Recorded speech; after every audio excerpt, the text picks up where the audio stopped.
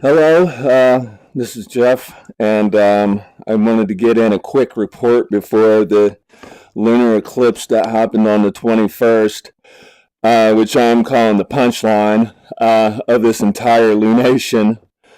First, I want to start off saying I'm really grateful for all the support that I've got from all my friends and family, and I just love you guys, and thank you so much for listening and all your wonderful comments.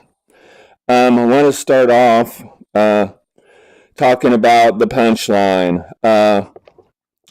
We start out, this is going to be for January 14th through the 20th, be right up into the lunar eclipse happening on the 21st at 0 degrees Leo. We start off the week with the moon conjoining Uranus, which is going to activate this nodal shift, this nodal axis here, this, as you can see by my red lines here, lighten it up, squaring it, causing sparks, ignitions. Also, we have the sun coming into conjunction with the south node in Capricorn, making things serious, very serious now. This is illuminating this. It is actually shining a light on this purging of paradigms and of systems that aren't working anymore. Where this alignment happens in your chart, the effect could be different, but here on the world stage, here where I'm at, it's government shutdown. And now it's getting serious. As you can see, the nodes are lit up now. They are on fire and they're being illuminated by the sun, and furthering this effect. And also, we've just had Mercury come past Saturn, make his conjunction, moving toward this conjunction. Talks are getting real now.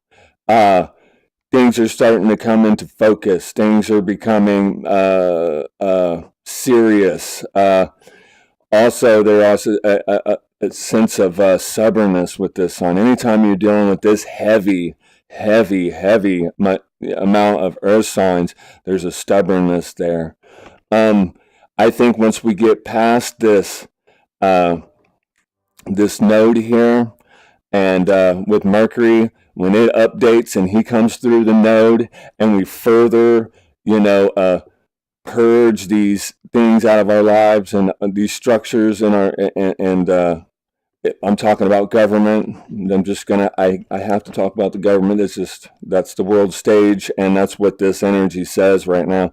When Mercury comes through here, I think we might finally start seeing some results as things start popping off on the other side of Aquarius.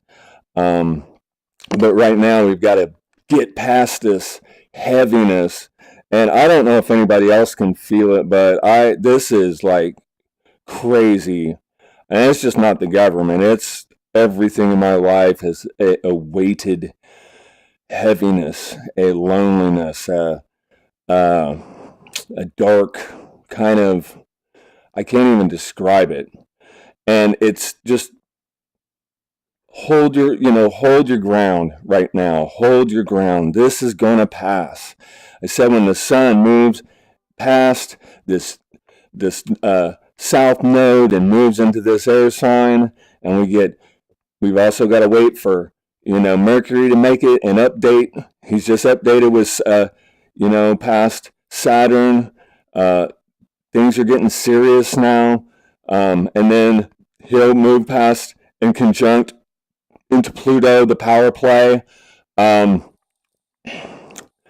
This lunation here, this is the first quarter of that January 5th lunation that I had time-stamped here.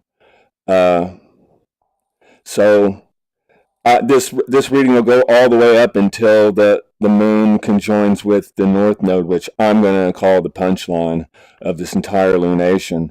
This window of opportunity that we've had to plant intentions in the universe of how to redefine and reform things that the structures and systems in our lives that aren't working anymore.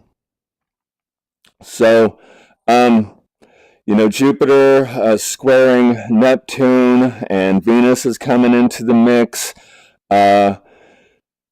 furthering the confusion. Also, I always said squares are arguments, they're sparks, they're ignitions, they're things that are challenging. They just don't see eye to eye.